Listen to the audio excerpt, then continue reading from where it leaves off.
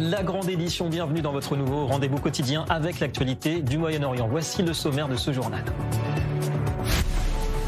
Objectif, désarmement. Israël entend garder le cap à Gaza face au Hamas. Nous détruirons les tunnels et éliminerons les terroristes sans restriction. Promesse réitérée d'Israël Katz tout à l'heure, le ministre de la Défense. Est-elle compatible avec le plan Trump? Washington veut sauver le cessez-le-feu quitte à freiner son allié. 2 terroristes infiltrés au-delà de la ligne jaune ont été éliminés aujourd'hui. On attend un dénouement pour les 200 autres piégés dans leur propre tunnel. Attente également ce soir d'une nouvelle restitution de corps d'otages alors que le Hamas se serait mis d'accord avec l'autorité palestinienne sur la future gestion de la bande de Gaza. Le voilà à la tête de la ville qui est pour beaucoup la plus puissante du monde. Le séisme annoncé s'est bien produit. À 34 ans, Zoran Mamdani devient maire de New York. Triomphe électoral malgré ou grâce à des positions farouchement anti-israéliennes. Blocus, apartheid, occupation et génocide. La panoplie complète du narratif pro-palestinien aura rythmé sa campagne. Et il rafle au passage 33% du vote juif. Peut-on lui faire confiance lorsqu'il s'engage à combattre l'antisémitisme? Et si le camp démocrate avait enfin trouvé son arme anti-Trump? Et si la prochaine étape était la Maison-Blanche? Et puis en parlant d'antisémitisme, la France, pas épargnée par le fléau. Indignation à l'université de Lyon suite au partage de messages de haine envers les juifs. Les étudiants enfoncent le clou en proposant un sondage intitulé « Qui aime les juifs ?» 3 réponses possibles. Pas moi, je leur tire dessus ou pas moi, je ne les aime pas. À quand la fin de l'impunité? Nous ferons le tour des réactions tout à l'heure.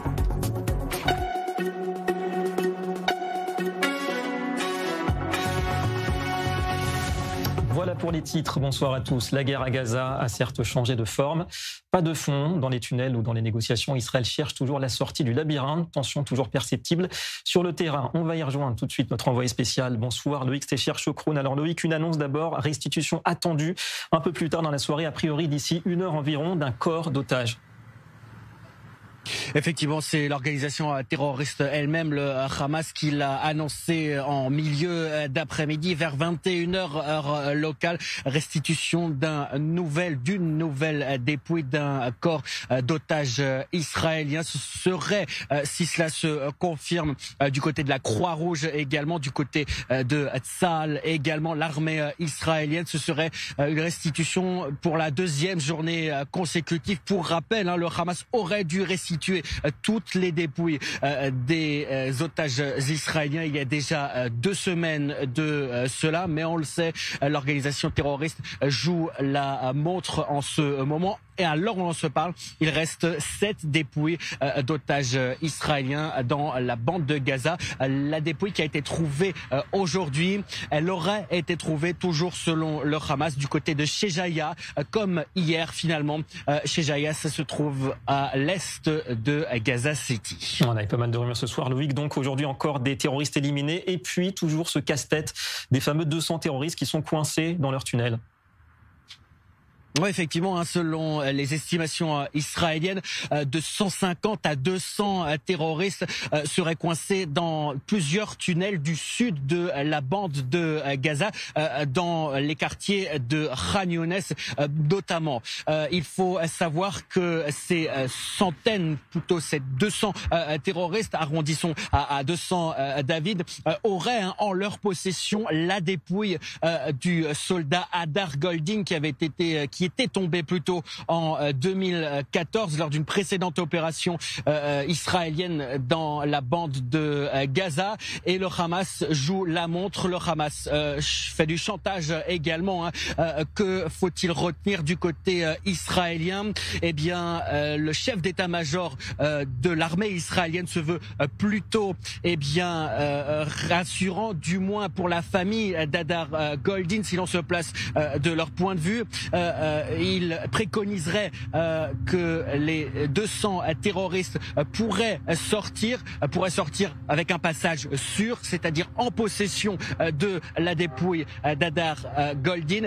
Mais on n'est pas du même avis, forcément. Le ministre israélien de la Défense pense pour une action plus militaire et veut tous les éliminer. C'est ce qu'il a encore déclaré, c'est ce qu'Israël Katz a encore déclaré aujourd'hui. Voilà, des débats encore effectivement en ce moment. Merci beaucoup, l'ex-chercheur Shokun, en direct du sud d'Israël ce soir, tout près de la bande de Gaza. En toile de fond, les arrangements dans l'ombre en vue d'organiser la gestion future de la bande de Gaza et le Hamas qui fait bien comprendre qu'il entend conserver un rôle majeur. Il se serait entendu avec ses rivaux de l'autorité palestinienne, compromis sur la création d'un comité commun qui serait tout de même présidé par le Fatah. Alors l'idée serait-elle soutenue en silence par Washington? Et qu'en pense Israël surtout? Les détails d'abord avec Mathieu Winding. Alors que le plan Trump n'accorde aucun rôle au Hamas dans la gouvernance de Gaza, Moussa Abou Marzouk déclare dans une interview accordée à Al Jazeera que le Hamas et Ramallah s'accordent pour créer un comité provisoire. L'institution serait chargée de superviser les postes frontières et les forces de sécurité dans la bande de Gaza et serait dirigée par un ministre de l'autorité palestinienne. Le responsable du Hamas ne précise pas si cette décision a été approuvée par les États-Unis ainsi que par l'autorité palestinienne. Cette annonce fait suite à plusieurs semaines de discussions entre le Hamas et les responsables palestiniens sur l'avenir de Gaza.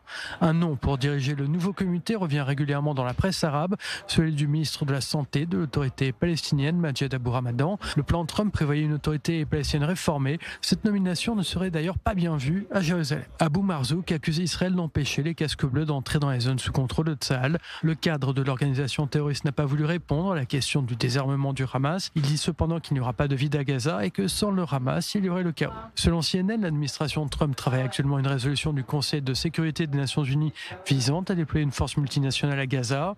Les détails sur cette force de sécurité temporaire chargée de démilitariser Gaza et de former une nouvelle force de police palestinienne seraient en cours de discussion. Les troupes américaines ne feraient pas partie de la force déployée sur le terrain à Gaza, mais joueraient un rôle de coordination en dehors du territoire.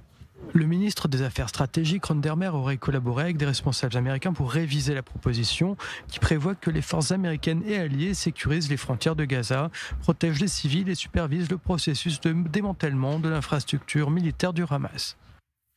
Alors, est-on en train d'élaborer le futur de Gaza sans prendre en compte les intérêts israéliens? On interroge un expert ce soir, le docteur Harel Chorev. Bonsoir, merci à vous, chercheur principal au centre Moshe Dayan à l'université de Tel Aviv. Alors, comment d'abord interprétez-vous ces manœuvres du Hamas et de l'autorité palestinienne? Est-ce que Israël et les États-Unis peuvent les laisser diriger ensemble à l'avenir la bande de Gaza, concrètement? Selon Israël, bien sûr, non.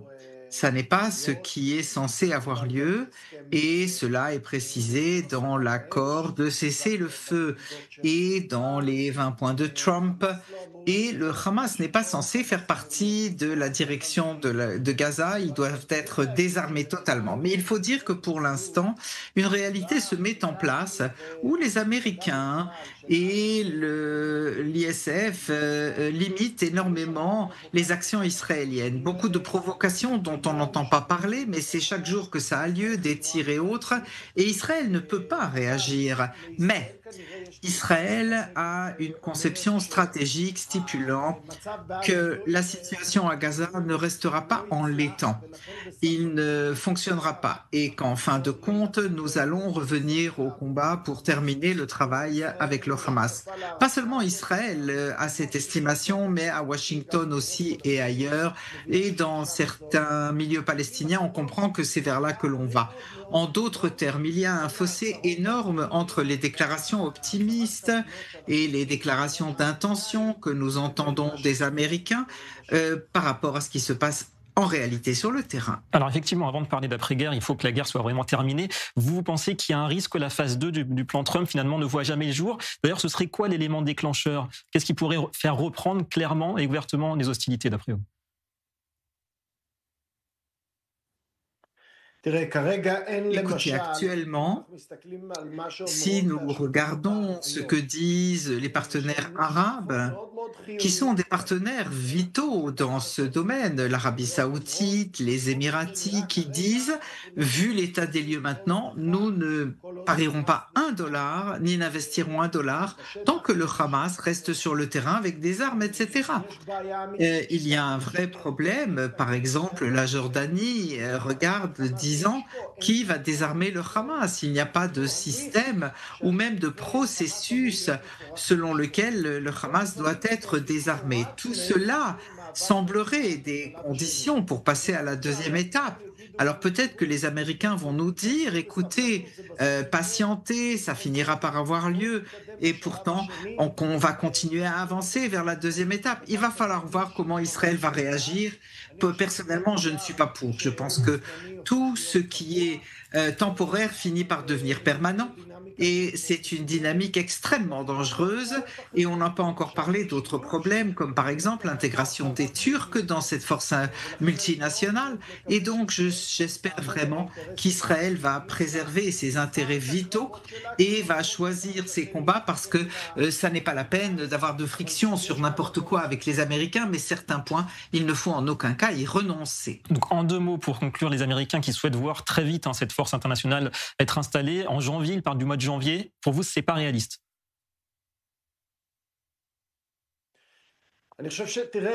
Écoutez, peut-être qu'ils vont réussir à combler ces énormes fossés que nous voyons, mais qui sont vraiment énormes. Est-ce que ce sera une force de paix comme la FINUL et autres, et on sait ce que ça vaut, c'est-à-dire rien? Ou bien est-ce que ce sera une force pour appliquer la paix, c'est-à-dire une force militaire qui peut se mesurer au Hamas avec des moyens militaires et lui porter atteinte? Il faudra voir quelle porte ils mettront en place. C'est une question centrale pour laquelle nous n'avons pas de réponse, et je crois que c'est central pour tous les partenaires dans la région, la Jordanie, les Émiratis, etc., et bien sûr Israël. Donc il va falloir voir et attendre et ne pas faire de compromission sur cette question critique. Voilà, attendre et accorder sur tous les violons. Merci beaucoup à vous, docteur Ariel Chorev, d'avoir répondu ce soir en direct à nos questions. Et tout cela nous conduit vers l'édito du jour.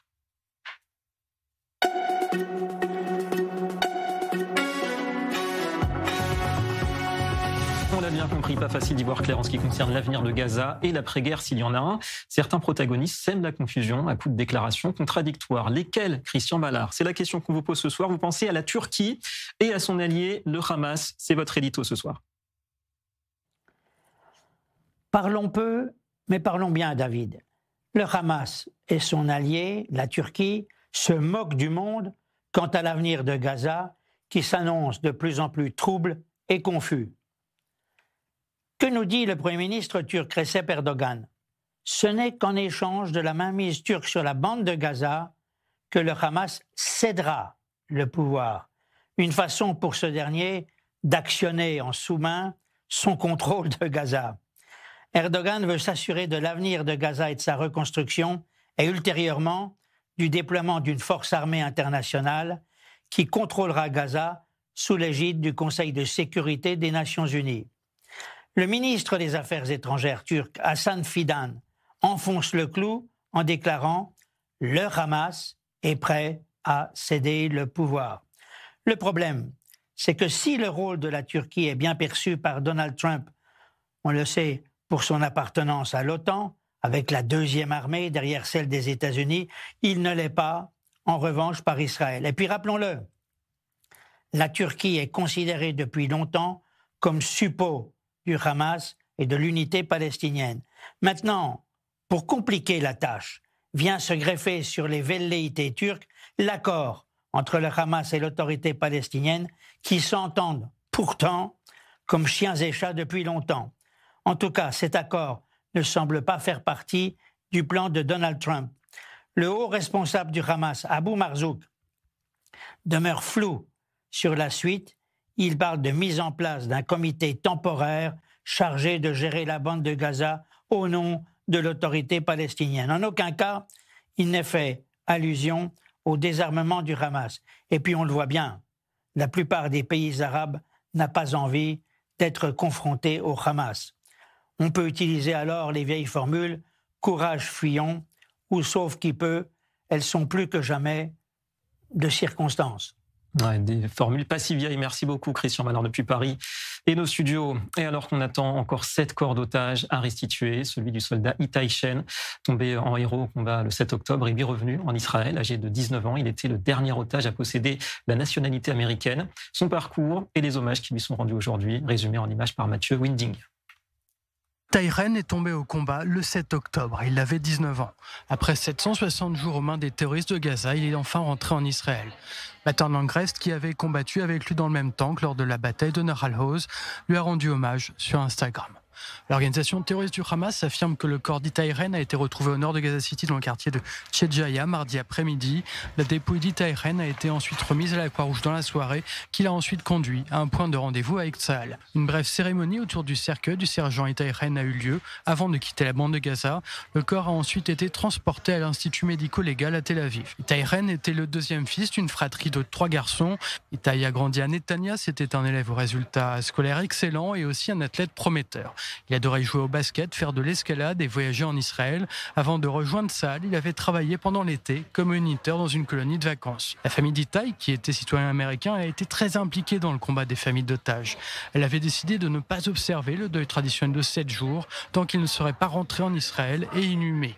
L'année dernière, Steve Witkoff, l'émissaire du président américain Donald Trump, s'est entretenu avec la famille d'Itai Ren. Il a loué leur combat pour le retour de tous les otages et précisé que leur engagement avait permis au président Trump de prendre conscience de l'importance de ramener tous les otages en Israël. Ruby et Hagit Ren, les parents d'Itai, ont également parlé avec le Premier ministre Netanyahou. Ruby, le père, a insisté: le sacrifice de son fils ne doit pas être vain. Il faut éviter de revenir au discours clivant d'avant le 7 octobre. Ils ont également demandé à Benjamin Netanyahou de mettre en place une commission d'enquête. Pour les parents d'Itai Ren, le peuple d'Israël et les 2000 familles endeuillées méritent d'avoir des réponses. Ruby et Hagit Ren rappellent que les corps de 7 otages sont encore à Gaza. Un mot de l'autre front qu'on surveille attentivement ces jours-ci, le front nord, avec l'avertissement des États-Unis à l'adresse des autorités libanaises. D'après un journal libanais proche du Hezbollah, Washington indique que la seule manière d'éviter, je cite, une punition israélienne au Liban est de commencer à prendre des mesures pour désarmer enfin la milice pro-Iran. Le journal Al-Arbar qui rapporte que la Maison-Blanche n'a pas l'intention d'exercer de pression sur Israël en vue d'un accord. Et on retrouve notre expert défense. Bonsoir Mathias Inbar. Alors Mathias, les autorités libanaises visiblement dans l'embarras. Ces jours-ci, on peut le comprendre, mais qui veulent s'inspirer de l'accord à Gaza pour l'appliquer au cas du Hezbollah. Pas facile. Oui David, au-delà de ce qui a pu être dit et lu, il y a un problème. Parce que de facto, on sait qu'Israël se prépare. Israël a envoyé des signaux d'avertissement à l'égard du Liban, à l'égard du Hezbollah. Les États-Unis s'en mêlent également. Mais il y a un problème, c'est que le gouvernement libanais est en train de se servir de quoi? Du dossier de Gaza. C'est-à-dire que pour le gouvernement libanais, il faut trouver un moyen de freiner véritablement la volonté d'Israël d'en finir ou de faire en sorte que le Hezbollah ne puisse plus être un danger et se servir des points posés par le plan Trump et de voir une sorte de mécanisme. Or, Israël dit il est hors de question de se servir du dossier de Gaza, tout simplement parce que le Hezbollah est beaucoup plus fort dans les faits, en termes de missiles et en termes d'hommes, que le Hamas aujourd'hui, qu'il y a un gouvernement qui est au Liban et qui est censé faire le travail, et que s'il ne le fait pas, eh bien la seule force qui est capable de le faire, c'est Israël. Donc on va se diriger bien évidemment du côté d'Israël vers un durcissement des frappes et un durcissement du ton, quitte à une frappe préventive.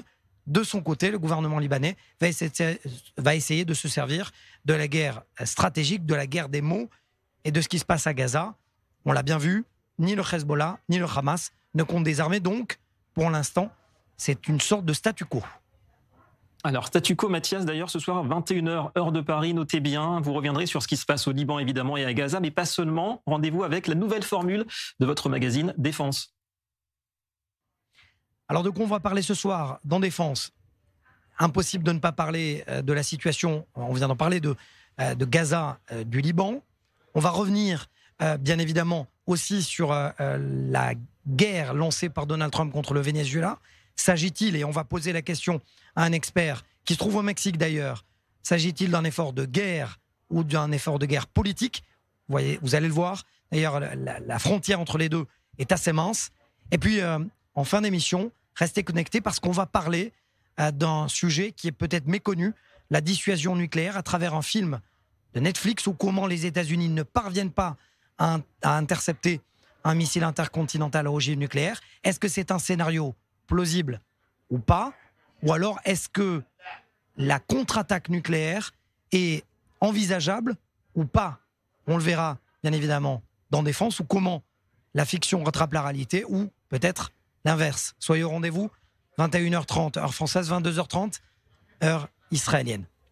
Voilà, rendez-vous noté tous les mercredis avec vous, Mathias Inmar. Merci beaucoup, Mathias. Et on passe à la sensation du jour. New York a voté et c'est un séisme.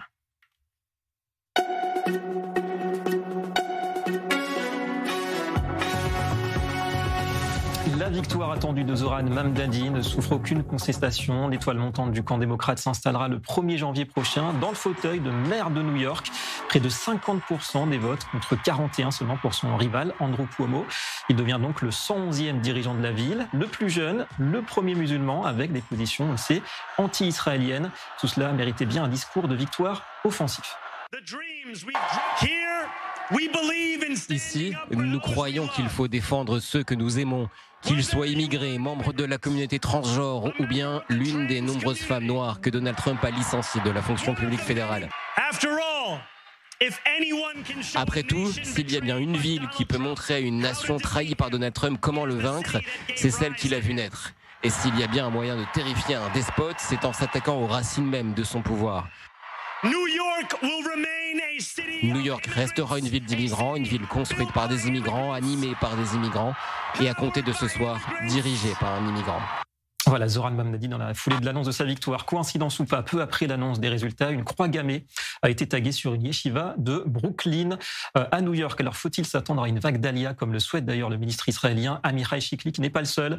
Direction tout de suite Washington. Bonjour Antoine Eulard, notre correspondant sur place. Antoine, c'est une nouvelle page qui s'ouvre là pour New York avec un personnage aussi clivant qu'ambitieux. Oui, exactement. C'est vrai que Zoran Mamdani a fait une campagne très à gauche. Il y a toute une partie de la ville qui l'adore et une autre partie de la ville qui le déteste. Mamdani, en tout cas, a obtenu un succès éclatant, plus d'1 million de voix.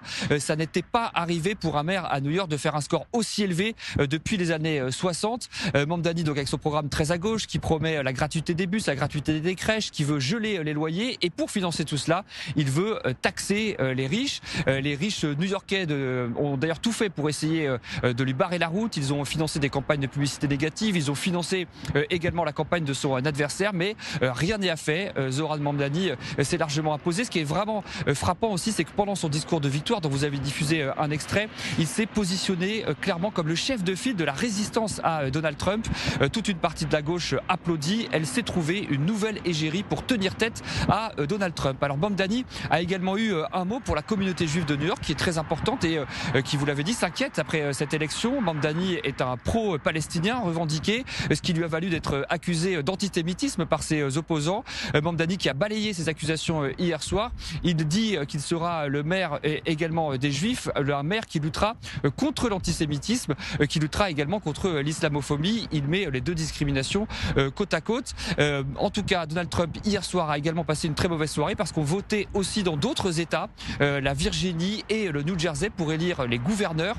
Dans ces États-là, eh bien, les candidats démocrates se sont largement imposés. On constate finalement que c'est un vote sanction, alors que les Américains sont mécontents de la politique de Donald Trump, la politique économique en particulier, et ils l'ont donc sanctionné hier dans les urnes. La soirée à oublier pour Donald Trump. Merci beaucoup Antoine Eulard en direct de Washington. Et notre invité, pour mieux comprendre, est en direct de New York, Gérard Filiti. Bonjour et merci à vous. Vous êtes avocat associé chez Lawfare Project. Alors même si c'est vrai, elle était attendue, cette victoire de Mamdani, ça reste un coup de tonnerre. Ces positions anti-Israël, au final, non seulement elles ne l'ont pas désavantagé, mais elles ont peut-être boosté ses scores auprès d'une partie importante de la population à New York.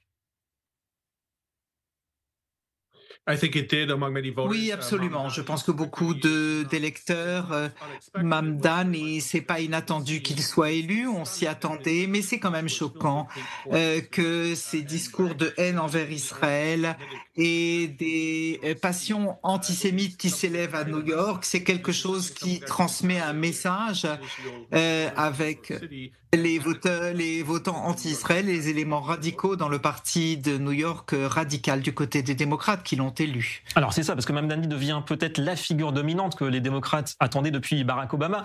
Il vient combler un vide assez long. Est-ce que c'est vraiment un coup dur politiquement pour Donald Trump ?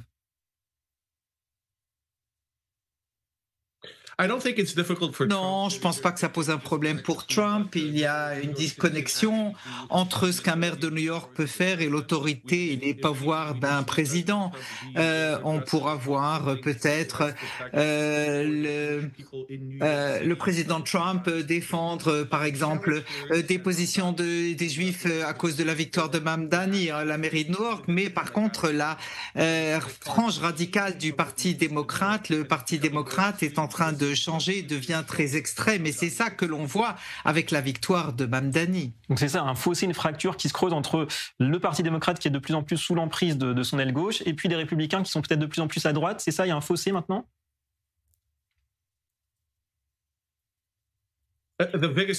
Absolument. La fracture est que le Parti démocrate va plus vers la droite et le Parti démocratique est perdu en se traitant, en voyant face aux républicains. Dans le Parti démocrate, on voit de l'argent qui vient du Qatar anti-israélien qui soutient les terroristes. Le parti a été infiltré par le Qatar depuis l'intérieur.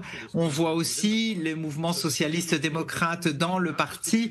Et donc, c'est pas seulement entre les démocrates et les républicains, mais dans le Parti démocrate lui-même. Et cela va être important au moment des prochaines élections où le Parti démocrate devient de plus en plus extrémiste. Alors justement, les prochaines élections, ce sera pour 2028. L'avenir de Mamdani, parce qu'il a 34 ans, est-ce qu'il a, vous pensez, des prétentions, des ambitions présidentielles, avec peut-être cette ville de New York qui sera son tremplin? Et d'ailleurs, on sait que 33% des Juifs vont voter pour lui à New York. Ça peut être la même chose à l'échelon fédéral. Il peut très bien avoir des ambitions présidentielles. Malheureusement, notre Constitution ne permet pas aux citoyens étrangers de devenir président. Donc, il devra se contenter de la mairie de New York et de la politique en général, pas plus en fait. Mais il y a d'autres démocrates socialistes comme Ocasio-Cortez ou Bernie Sanders qui pourront avoir de meilleurs postes au parti. Donc Mamdani ne pourra pas se présenter à la présidentielle, mais aussi, par exemple, qui n'est pas meilleur, pourra se présenter. Voilà, pas de Maison-Blanche, sauf réforme évidemment. En tout cas, ça donne le ton pour la trajectoire du Parti démocrate aux États-Unis. Merci beaucoup à vous, Gérard Philitti, d'avoir été avec nous en direct de New York. Merci à Gisèle Labazon également pour la traduction. De la politique américaine à la politique israélienne, c'est le parti pris de cette édition.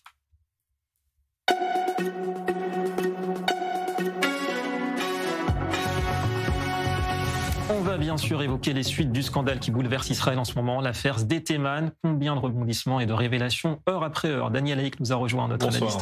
Bonsoir Daniel. Alors où en sommes-nous? Parce qu'il y a des soupçons de plus en plus pesants, lourds sur l'ancienne procureure militaire qui a démissionné, comme on le sait. On cherche toujours son téléphone, y compris dans la mer. On a vu les imaginaires. Là, on a trouvé au moins sa montre connectée. Oui, mais en fait, pour essayer d'aller au-delà de ces détails, je dirais qu'il y a plusieurs éléments qui sont étonnants dans cette affaire. Moi, ce qui m'a étonné, c'est de voir que les mêmes qui se sont empressés au début de la réforme judiciaire de culpabiliser Benyamin Netanyahou, de le juger dans un tribunal de campagne et de le trouver reconnaître coupable, eh bien, sont ceux qui aujourd'hui trouvent on va dire des circonstances atténuantes à l'ancienne procureure. Ça m'a étonné, mais ça replace d'une certaine manière le contexte. Le contexte, c'est ce contexte de la réforme judiciaire. Cette réforme, elle n'est pas née ex nihilo, elle est née justement d'un sentiment d'une partie importante de la population israélienne que le monde de la justice était politisé, que le monde de la justice n'était pas tout à fait honnête et qu'il ne jugeait pas conformément au code pénal, mais qu'il jugeait en fonction de certaines aspirations, même de certaines orientations politiques et idéologiques. Et cela, quelque part, d'une certaine manière, ce qui s'est passé avec la procureure le prouve d'une certaine manière, le fait que pendant un an, une dizaine de procureurs du parquet aient pu tenir secret le fait que c'était elle qui avait fuité la vidéo de Sde-Teman, c'est totalement stupéfiant. Et tout cela, nous conduit à une conclusion. Il faut absolument réparer le système juridique israélien. Le système est malade, il est souffrant, et il faut aller à son chevet pour tenter de le réparer. Alors c'est ça, vous dites qu'il y aurait un 2 poids 2 mesures. D'ailleurs, on a parlé de fracture aux États-Unis. Là, c'est un petit peu aussi symptomatique d'une fracture de la société israélienne, ce qui se passe, cette affaire-là, parce qu'on a un clivage à gauche pour la procureure, à droite pour Netanyahou. Ça se reproduit aussi dans cette affaire. Voilà. Or là, il y a un cas où effectivement, elle a été pris la main dans le sac, la procureure. Et donc, quelque part, les gens de bonne volonté des deux côtés reconnaissent qu'il y a un problème, avec la procureure. Qu'on soit de droite, de gauche, de laïque, religieux, il y a un problème. Et là, moi, ce que je suggère, d'une certaine manière, c'est de dire profitons de cet événement dramatique, problématique, pour ramener à la même table des négociations la coalition et l'opposition, qui jusqu'à présent n'ont pas réussi à s'asseoir, pour essayer de trouver un dénominateur commun sur la réforme judiciaire. On est conscient qu'il y a un problème, il faut trouver les moyens de réparer ce problème, d'apporter, on va dire, un remède à ce problème, essayons de le faire ensemble. C'est ce qu'il faut faire aujourd'hui, parce que les tensions sont exacerbées, on le voit sur les réseaux sociaux, on le voit dans la société israélienne. Il faut ensemble trouver un dénominateur commun pour soigner le système juridique israélien. D'ailleurs, certains prêtent l'intention à Benjamin Netanyahou d'organiser à la hâte des élections pour profiter justement de cette phase qui lui est favorable. Oui, alors c'est peut-être pas, c'est pas confirmé, ça a été démenti par le bureau de Benjamin Netanyahou, mais je ne suis peut-être pas pour profiter d'une telle situation. Je suis, oui, pour profiter d'une situation, pour construire, pas pour essayer d'exacerber les clivages dans la société israélienne, pour essayer de trouver, comme je le disais, un dénominateur commun, même si c'est le plus petit dénominateur commun, ça permettra d'apaiser les esprits. Les Israéliens en ont besoin aujourd'hui. À bon entendeur. Merci beaucoup, Daniel Haïk, pour ce parti pris ce soir. On passe à l'actualité en bref. C'est parti pour l'info chrono.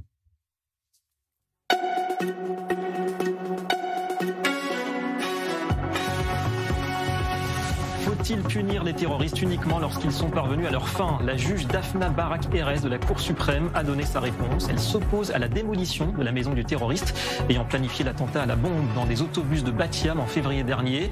Motif, aucune victime n'avait été à déplorer. On rappelle que par miracle, les bombes déposées avaient explosé alors que les autobus étaient vides sur un parking. Arrestation dans le nord d'Israël d'un habitant de Basse-Galilée, un homme de 68 ans soupçonné d'incitation au terrorisme et de soutien à une organisation terroriste. Son interpellation fait suite à des publications sur les réseaux sociaux signalées aux forces de l'ordre. La police israélienne rappelle qu'elle agira avec fermeté contre toute incitation à la violence.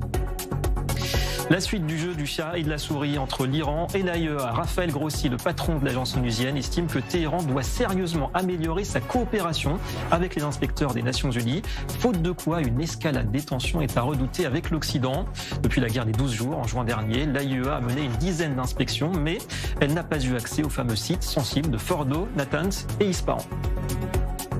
Et puis, halte aux voitures made in China. L'armée israélienne interdit désormais l'usage du modèle très répandu Chery Tiggo 8 près de ces installations sensibles pour des raisons de sécurité, inquiétude des transmissions de données via évidemment les capteurs très nombreux et les caméras. Environ 600 de ces exemplaires sont actuellement à la disposition d'officiers. Détail important, la part de marché des véhicules chinois aujourd'hui en Israël est proche de 30% contre 1% il y a seulement 4 ans. La France serait-elle aujourd'hui sous emprise du Qatar? C'est ce qui revient régulièrement dans les discours, notamment à la droite de la droite. La France, mais pas seulement, on garde en tête le scandale de corruption au Parlement européen, le Qatargate, il y a maintenant 3 ans. Constat sans appel, Doha est présent partout ou presque en termes d'investissement. Hôtellerie, immobilier de luxe, finance, énergie ou même numérique, santé et culture. Sans revenir sur le sport, alors pourquoi cette omniprésence est-elle devenue un vrai problème? Panorama tout d'abord avec Sandy Fortis. L'influence du Qatar en Europe et particulièrement en France ne date pas d'hier. Tout commence dans les années 70 avec les premiers accords économiques entre Doha et Paris. Mais c'est après la crise financière de 2008 que le partenariat s'accélère, notamment sous la présidence de Nicolas Sarkozy.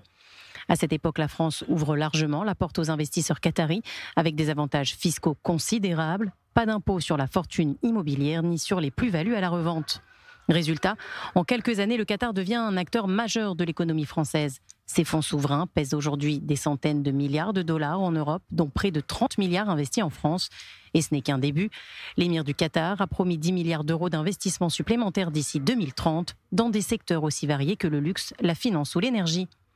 Parmi les symboles de cette présence, le Royal Monceau, le Peninsula ou encore le Carlton à Cannes, des achats stratégiques qui renforcent l'image du Qatar comme partenaire économique incontournable. Mais derrière ce rayonnement, une autre réalité dérange.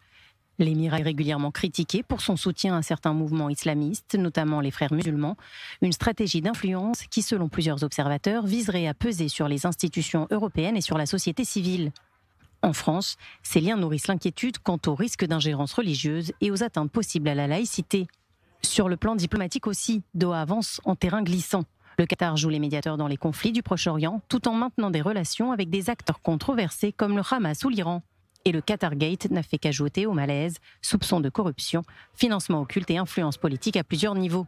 Entre puissance économique, influence culturelle et zone d'ombre diplomatique, le Qatar poursuit une stratégie ambitieuse, une diplomatie du chéquier qui fascine autant qu'elle inquiète. Et vous l'avez compris, c'est donc la suite de notre dossier de la semaine consacré au Qatar et à son influence. Alors le pour et le contre de cette dépendance française aujourd'hui au fonds qatari. Eh bien on interroge ce soir Pierre Martinet. Bonsoir et merci à vous d'être avec nous. Vous êtes ancien agent du service action de la DGSE. D'abord pour revenir un petit peu aux racines, on a rappelé que c'est il y a bientôt 20 ans que la France avait ouvert ses portes au Qatar. La suite, on la connaît. Est-ce qu'elle était prévisible dès le départ, cette suite, d'après vous ? Oui, parce que le Qatar a toujours voulu être un acteur incontournable. D'abord, premièrement, un acteur incontournable au Moyen-Orient. Aujourd'hui, toutes les négociations ou les médiations passent forcément par le Qatar. Il a commencé à être présent dans les négociations. Rappelez-vous les infirmières bulgares en Libye. Il a été un acteur d'abord consultatif et aujourd'hui il est un acteur premier acteur dans toutes les négociations dans les dossiers du Moyen-Orient et dans les dossiers sensibles comme ce qui s'est passé récemment en Israël. Pour information, Emmanuel Macron, candidat en 2017, disait qu'il allait mettre fin aux accords qui favorisent le Qatar, qu'il allait stopper ces accords-là, que pour lui c'était aller trop loin sous Nicolas Sarkozy. En 2025, il se réjouit des accords France-Qatar 2030 avec un investissement, comme vous le disiez, de 10 milliards d'euros.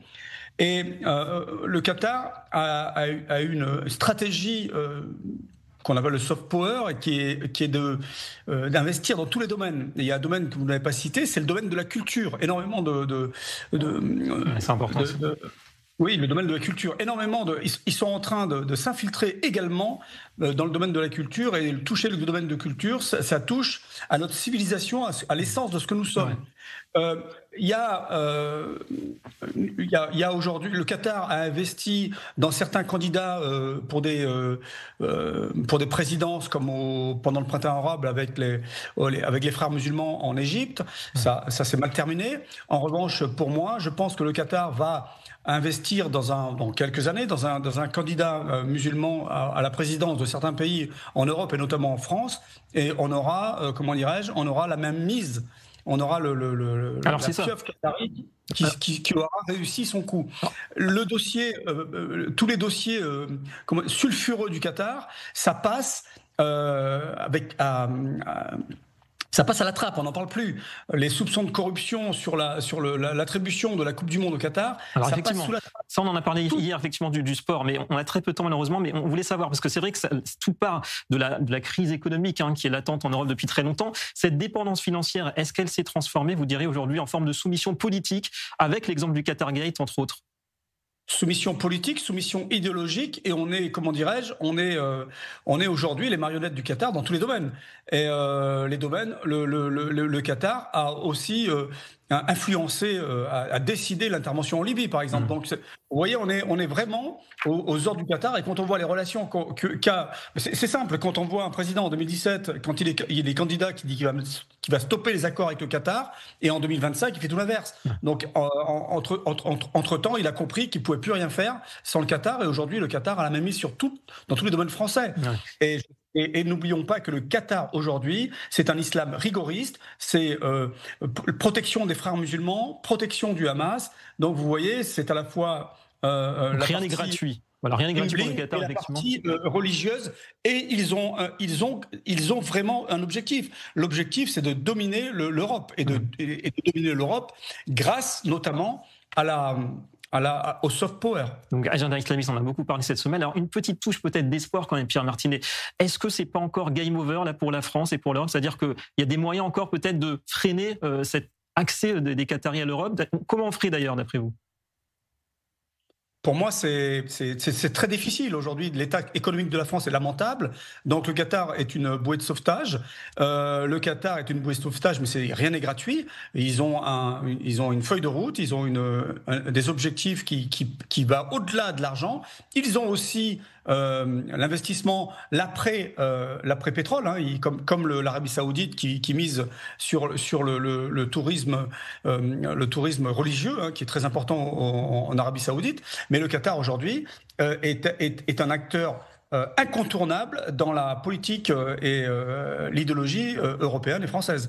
Donc on est aujourd'hui pieds-poings liés et je ne vois pas comment on pourrait lutter contre l'idéologie islamiste qui alimente tous les groupes en Europe et en France sans stopper notre relation avec le Qatar. Et si nous stoppons notre relation avec le Qatar, eh bien le paradis fiscal qu'est la France deviendrait, comment dirais-je, un ennemi du Qatar. Et je pense qu'on serait perdant. Paradis fiscal, hein, et donc omniprésence du Qatar, ce sera difficile. C'est un paradis fiscal. Ouais. La France, pour le Qatar, est un paradis fiscal dans tous les... Et on l'a dit dans le reportage, effectivement. Ouais, effectivement, situation assez surprenante. Merci beaucoup à vous, Pierre Martinet, pour cette analyse en direct ce soir sur notre plateau. Restez avec nous, évidemment, après la grande édition. Le rendez-vous quotidien, quasi quotidien du débat à 21h, heure de Paris. C'est avec vous, Raphaël Hassine. Bonsoir, Raphaël. Alors, bonsoir, David. Comme toujours, j'ai envie de dire notamment l'accord entre le Hamas et l'autorité palestinienne, on en a beaucoup parlé. Et puis le scénario de nouvelles élections en Israël. Ça aussi, on l'a dit avec Daniel. Alors, on va se poser la question, quel avenir pour la bande de Gaza? Avec ou sans le Hamas? Avec ou sans l'autorité palestinienne?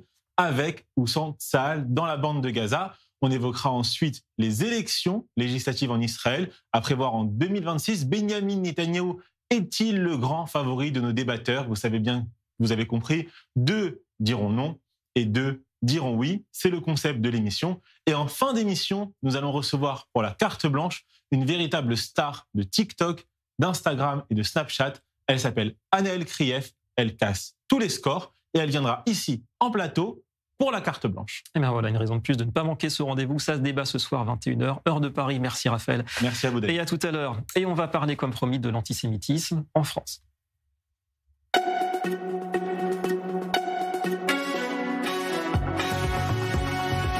Fléau tenace avec encore des cas flagrants de haine anti-juive dans une université, celle de Lyon 3 en l'occurrence. Bonsoir Anna Papiachvili. Vous êtes à Paris dans nos studios. Anna, il y a un sondage qui aime les juifs, c'est la question avec pas vraiment le choix quand on voit les réponses. Et puis aussi des appels au meurtre tout simplement. Oui, alors c'est des messages qui ont été publiés sur le réseau social X par le syndicat étudiant Uni, le syndicat local de la ville donc de Lyon. Et ce sont des captures d'écran que l'on voit qui ont été partagées par 2 groupes de discussion entre étudiants en première année de droit et de sciences politiques à la fac Jean Moulin, Lyon 3. Et on peut voir par exemple un sondage avec cette question, qui aime les juifs, avec 3 choix. Pas moi, je leur tire dessus. Pas moi, ou encore pas moi, je les aime pas. Et puis une autre capture d'écran a également été partagée par ce syndicat étudiant et qui montre cette fois-ci ces mots, à mort les juifs, affichés en écriture de type manuscrite, et ça c'est dans une conversation privée. Alors aussitôt prévenu, la direction de Lyon 3 a signalé ces messages en question à la justice. La procureure a été saisie et puis le président de l'université a envoyé un email condamnant ces actes à 28 000 étudiants de cette université donc de Lyon. Alors pour le moment, l'université n'a pas réussi à identifier l'auteur du sondage qui écrit sous pseudonyme et on ne sait même pas, dit le directeur de l'université, si c'est un de nos étudiants. En tout cas, ces messages antisémites ont une nouvelle fois provoqué l'indignation, la consternation, notamment chez les politiques, à commencer par Laurent Wauquiez, député et ancien président du conseil régional d'Auvergne-Rhône-Alpes, qui dit avoir également saisi la justice, fustigeant des dérives antisémites dans les universités nourries par l'extrême gauche, a-t-il écrit sur le réseau social X. Voilà, quand la fin de l'impunité, c'est la grande question. Merci beaucoup Anna Papiachvili. Depuis nos studios parisiens ce soir, un cas pratique malheureusement, un cas concret. On accueille ce soir Douglas Ayage. Bonsoir, merci à vous. Vous êtes ostéopathe et vous avez malheureusement vous-même été victime de messages haineux, d'ailleurs d'une violence inouïe. On va peut-être voir quelques messages tout à l'heure suite à un simple message qui avait été posté durant la guerre. Racontez-nous un petit peu votre histoire. Tout à fait. En fait, depuis le 7 octobre, on est évidemment tous choqués, la communauté juive de France, et on est accrochés aux informations et sur les réseaux sociaux. Et donc, j'ai vu passer une vidéo sur une manifestation à Nice, justement sur la promenade des Anglais, où il y avait des slogans pro-Hamas. Et donc j'avais commenté en fait mon choc, puisque tout le monde se souvient de cet attentat terroriste 2016, de 2016 exactement. Et donc c'était pas un message haineux, il n'y avait pas d'insulte de ma part. C'était juste pour montrer en fait mon choc, comment on peut faire sur cette place-là de scander ces slogans. Ça n'a pas loupé. Quelques minutes après, mon téléphone en surchauffe avec des messages en privé. Voilà, on les voit, ouais. Voilà, exactement, des messages en privé, des messages... alors, je suis sur Doctolib, enfin j'étais sur Doctolib à l'époque, donc... les rendez-vous s'enchaînaient, donc bon, ils sont pas très malins. Donc après, c'est une forme de complot, c'est ça, pour saturer votre carnet de rendez-vous? Totalement, puisque en fait le message que j'ai posté a été repris justement par le groupe qui avait organisé cette manifestation, qu'il a posté lui-même en story, et qui a été repris par d'autres médias. Donc amplification du phénomène. Totalement, une amplification du phénomène. Et donc avec les avis sur Google et effectivement des faux rendez-vous.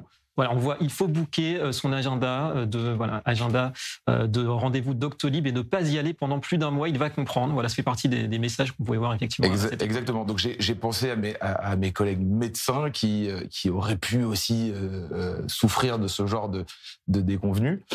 Alors malheureusement, ça m'est arrivé à moi, ça arrive certainement à d'autres personnes, et ce qui pousse justement aussi à nous taire quand il y a des choses aussi gravissimes que ça. Et c'est ça aussi qui reste problématique. Alors justement, vous étiez venu aussi peu après le 7 octobre pour soutenir l'armée israélienne dans son combat contre le terrorisme. Vous avez massé des soldats, en tout cas vous avez proposé des soins aux soldats. Ça aussi, ça passe pas inaperçu. Exactement. En fait, moi j'ai déjà fait une alliance en 2015, donc j'étais ostéopathe de 2015 à 2020. En Israël. En Israël, tout à fait, à Tel Aviv. Vous m'avez même reçu ici dans le studio à l'époque. Donc on était revenu en France en 2020 avec ma femme. Et quand il s'est passé 7 octobre, on n'avait qu'une seule envie, c'était de revenir en Israël. C'est un sentiment particulier, mais que seuls les Israéliens peuvent connaître. Il n'y avait plus de questions après le 7 octobre, c'est ça? Comment? Il n'y avait plus de questions. Est-ce qu'on revient ou pas en Israël? C'était clair après. Non, en fait, il y a eu les massacres du 7 octobre qui nous ont tous choqués. Moi, j'avais l'intime conviction que Israël allait devenir justement le symbole de la lutte contre le terrorisme. Donc j'avais cet espoir-là. Je me suis dit, peut-être que ça va servir à ça. Et finalement, le 8 ou le 9, j'ai vu que non. Et donc c'est à cet instant-là où on s'est dit, il faut absolument qu'on revienne en Israël. Donc moi, je pouvais pas faire l'armée, donc le seul moyen d'aider, c'était avec mes mains. Et donc il y avait une association qui s'appelle les Kinés du Cœur, qui avait monté justement remarquable, un travail exceptionnel. Et donc j'ai laissé femme et enfants en France et je suis venu une semaine. C'était pas grand-chose, mais c'est comme ça que je participais à la vie israélienne, le temps de revenir avec ma femme et mes enfants. Alors c'est ça, en venant, vous avez ressenti ce climat d'antisémitisme clairement après le 7 octobre, en région parisienne notamment? Alors c'était plus insidieux que ça. C'est-à-dire, moi j'ai un travail où je suis seul dans mon bureau, donc même si j'ai deux collègues qui ont été formidables, c'est plutôt ma femme qui a ressenti ça, elle qui avait vraiment des collègues dans une société où sur les groupes entre collègues, il y avait des drapeaux palestiniens. Dans les discussions qui ressortaient, c'était bon, en même temps, Israël l'a bien cherché. Donc c'était ce genre de climat-là où on sentait que ça allait bifurquer vers quelque chose quand même de malsain, où finalement c'était Israël qui était le bourreau dans cette histoire-là. Et du coup, ça accélère votre retour en Israël, tout ça? Ça n'a pas accéléré, mais en tout cas, on ne regardait pas en arrière. C'est-à-dire qu'on a décidé de partir parce qu'on se sentait israélien quand il y a eu le 7 octobre, encore plus qu'avant. Et quand on a vu la tournure que ça prenait, on s'est dit, voilà, nos enfants sont jeunes, on ne peut pas les faire grandir là-dedans. Et vous êtes là maintenant aujourd'hui. Et je suis ici. Voilà, welcome back, comme on dit. Merci Beaucoup à vous et bon courage. Merci, et bravo pour cette histoire, Douglas. Ayash, merci encore. Et haine des Juifs ou pas, haine d'Israël ou pas, Israël poursuit ses opérations humanitaires à travers le monde. Exemple avec le ministère israélien de la Santé qui indique qu'une délégation médicale part aujourd'hui, direction la Jamaïque, le bout du monde. Bonsoir, Chani, Guidalia. Eh bien, mission, Chani, fournir une aide humanitaire suite à l'ouragan qui a malheureusement durement frappé cette île la semaine dernière.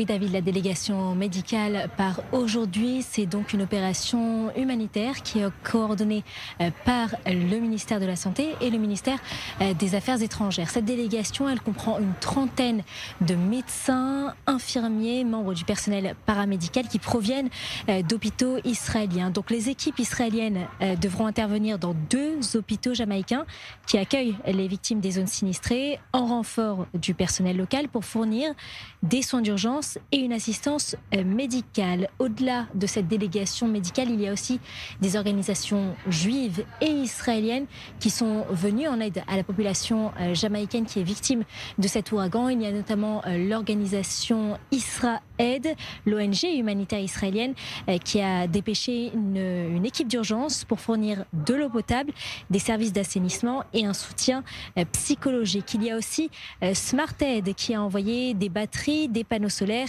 et des équipements de communication pour maintenir notamment les services essentiels. Il y a également le Bet Rabad de Jamaïque qui a installé qui a ouvert des abris, qui a distribué des denrées, qui a installé des stations de recharge pour téléphone, malgré les dégâts importants qui ont été causés dans ces locaux. Et il y a d'autres organisations américaines, dont la Fédération juive d'Amérique du Nord et le Comité de distribution conjoint juif, qui ont également lancé des fonds pour soutenir les victimes de l'ouragan. Il faut préciser que Mélissa a été la tempête la plus puissante qui a été jamais enregistrée, a frappé directement la Jamaïque. C'est donc un ouragan de niveau 5 qui a déjà causé près d'une trentaine de morts. Il y a actuellement plus de 460 000 personnes qui sont toujours sans électricité et il y a des distributions de denrées alimentaires d'urgence qui ont déjà débuté.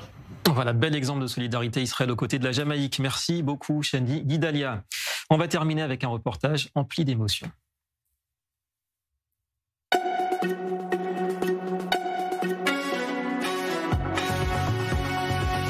Les cicatrices laissées par la guerre sur des centaines de soldats ne sont pas seulement physiques, elles marquent aussi parfois leur psychisme et leur confiance en eux. On va découvrir comment une technologie laser innovante permet aujourd'hui d'atténuer ces séquelles. Le sourire qui revient peu à peu, reportage adapté par Eric Fendberg. 2 ans de guerre se sont écoulés et avec eux, de nombreux blessés sont apparus au sein de notre société. Avec leur arrivée, une nouvelle technologie de soins, récemment développée et révolutionnaire, voit le jour. Elle apporte à ces combattants gravement blessés, qui entament une nouvelle phase de leur vie, un immense changement. Netanel, qui sert dans le 932e bataillon du Nahal, grièvement blessé à la mâchoire lors de l'assaut d'une maison à Gaza, a été touché par des tirs de terroristes. C'était en décembre 2023. אומרים לי שאני צריך לעלות שמירה, לא השמירה הייתה בישיבה, אני שם לב שאני מקבל כדור. עכשיו אני מנסה לקום מהכיסא, כאילו ללכת למקום מפתחים כזה, ואני רואה שאני לא מצליח לקום. ראיתי שממש יורד לי דם כאילו מהפה. הייתי בטוח כל הפציעה שקיבלתי רק כדור ללסת. ואז רק איך שאני מתעורר בבית חולים, אומרים לי, תשמע, הוציאו לך כדור מהגב. אז אני אומר, איך הוציאו כדור מהגב? פגע לי בלסת. אז אומרים, לא, גם פגע לך כדור פה בצוואר, ושעשה סיבוב בגוף. Netanel est resté hospitalisé 6 mois. Depuis, il fit une convalescence longue et difficile. תחשבי שחודש וחצי הפה שלי היה סגור, כאילו, כמו כלב שאסור לו לנשוך. אכלתי רק נוזלים ומרקים וכזה. En général, après une blessure grave, surtout quand elle touche le visage, les cicatrices restent. Beaucoup de combattants en souffrent, non seulement d'un point de vue esthétique, mais aussi émotionnel. כאילו הייתה מאוד קשה לי הצלקת בפנים, שממש כאילו ראו שחסר שם אור וזה, והייתי מתבייש מלחייך כדי שלא הצלקת לא תתבלט יותר. נתנאל, מה שלומך? זה, מה קורה? וואי, איזה יופי לראות אותך. איך אתה מרגיש? וואלה, ברוך השם, בסדר. יופי. בוא נראה את הצלקות. רק הצלקת בפנים קצת מציקה לי, אבל... בוא נראה את הצלקת שלך בפנים. La nouvelle technologie, d'abord développée à des fins esthétiques, aide aujourd'hui de nombreux blessés de guerre, de Tsahal, à atténuer les cicatrices de leurs blessures. Autant de souvenirs douloureux du jour où elles ont été infligées. נתנאל הגיע עם פציעת ירי. נתנאל בחור צעיר וחשוב מאוד גם להעלות לו את הביטחון שיש לו בגוף, וגם אנחנו צריכים לטפל כמה שיותר מהר בצלקת הספציפית שיש לו בפנים. תסתכל רגע, תראה שיש ריבוע כזה. בריבוע מה שיש, יש נקודות כאלה קטנות שנוצרות עכשיו, תסתכל. אתה מוכן? כן. Ce nouveau procédé laser, développé par la société Alma Israël, a été offert gracieusement à l'hôpital Asaf Harofé. Il permet de soigner les cicatrices spécifiques des soldats et des membres des forces de sécurité blessés pendant la guerre. ב-7 באוקטובר נוצר מצב שהגיעו המון חיילים עם אותם פצעים. מהר מאוד הבנו את האירוע ומה אנחנו צריכים לעשות גם מבחינה רפואית וגם מבחינת הצלקות. Cette technique repose sur de micro-blessures très concentrées. Elle stimule le renouvellement des tissus et du collagène, améliore l'aspect et la texture de la peau et raccourcit le temps de cicatrisation. דבר ראשון אני מטפל במה שמפריע למטופל, לא מה שמפריע לי בתור... אני יכול להציע ולשפר, ולנתנאל מאוד מפריע השקע שיש לו והגוון של הצלקת. Pour l'instant, ces soins sont réservés gratuitement aux blessés de guerre. C'est une manière d'améliorer considérablement leur qualité de vie et de leur rendre petit à petit leur plus beau sourire. מרגיש הרבה יותר טוב, כי אני יותר סוג של מחזיק מעצמי ויותר אוהב את עצמי, זכות כאילו שאני נראה הרבה יותר טוב.